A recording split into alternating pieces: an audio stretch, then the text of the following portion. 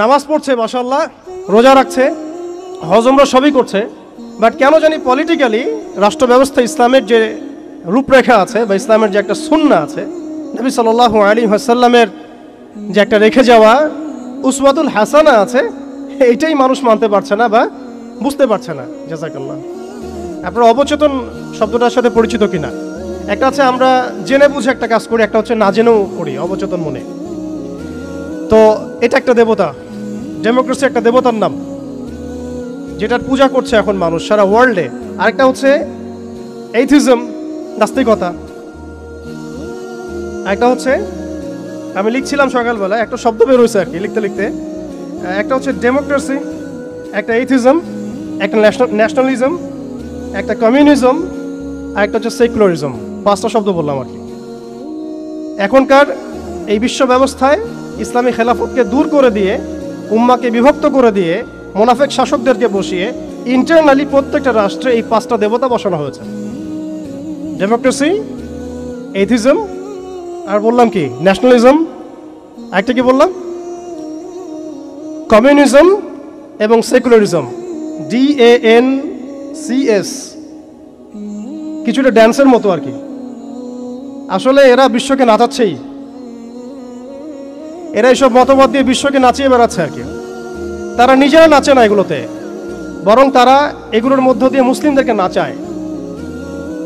যদিও এটা exactly dance শব্দটা হয় নাই, কাছাকাছি হয়েছে আর কি। এখানে ডি আছে, এ আছে, এন আছে, সি এবং এস আছে।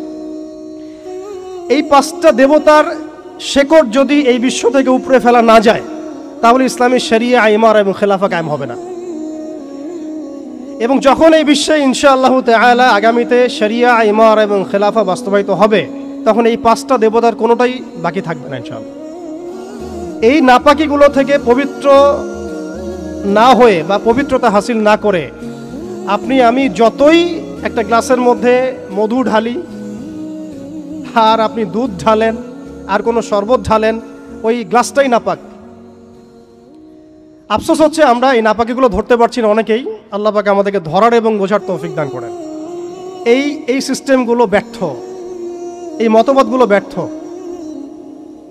এই মতবাদগুলো তৈরি করা হয়েছে আমাদেরকে শাসন করার জন্যে। এই মতবাদগুলো আমাদেরকে গিলানো হয়েছে আমাদেরকে ডমিনেট করার জন্যে, আমাদেরকে পশ্চিমাদের দাস বানানোর জন্যে, জায়নিস্টদের দাস বানানোর জন্যে, IMF এর কাছে লোনের হাত পাতার জন্যে, কোনো ডিসিশন নেওয়ার আগে, রাষ্ট্রের কোনো ডিসিশন নেওয়ার আগে ইউনাইটেড নেশনসের কাছে এই ভিক্ষার ঝুলি পেতে দেওয়ার জন্যে, আমাদের চোখের সামনে আমাদের ভাই বোনদেরকে নির্মমভাবে হত্যা করলেও আমরা টু শব্দ করতে পারবো না এই জন্যে। ইভেন আমাদের দেশের 99% মানুষও যদি শরিয়া চায়, তবুও রাষ্ট্র ব্যবস্থা এটা চাইবে না, কারণ রাষ্ট্র ব্যবস্থা এই তন্ত্রমন্ত্রগুলো দ্বারা দীক্ষিত। এর মধ্যে আরও আছে মানবরচিত সংবিধান, আরও আছে মানবরচিত বিচার ব্যবস্থা, আরও আছে আল্লাহর হালালকে হারাম করে ফেলা, আল্লাহর হারামকে হালাল করে নেওয়া। পুরো একটা তাগুতি এবং কুফরি সিস্টেম আমাদেরকে দেওয়া হয়েছে। কোন জায়গা থেকে? খেলাফা অ্যাবলিশ করার পর থেকে। আমরা কোথায় ছিলাম এটা আমাদেরকে বুঝতে হবে। এখনকার প্রবলেম কি সেটাও বুঝতে হবে, ক্রাইসিসগুলো, তারপরে আসতে হবে সলিউশন কোথায়। এগুলো ক্রাইসিস। তারপরে ডেমোক্রেসি দিয়ে কি করা হচ্ছে এটা আপনারা অনেকে জানেন, কিন্তু অনেকে আবার বুঝেনও না। এটা দিয়ে আল্লাহর হালালকে হারাম করা যায়, আল্লাহর হারামকে হালাল করা যায়। এটা দিয়ে আল্লাহর জমিনে মানুষের শাসন কায়েম করা যায়। এটার ধোয়া তুলে যে কোনো মুসলিম কান্ট্রি আক্রমণ করা যায়। আরব বসন্তের ধোয়া তুলে কি করা হয়েছে আমরা দেখি নাই?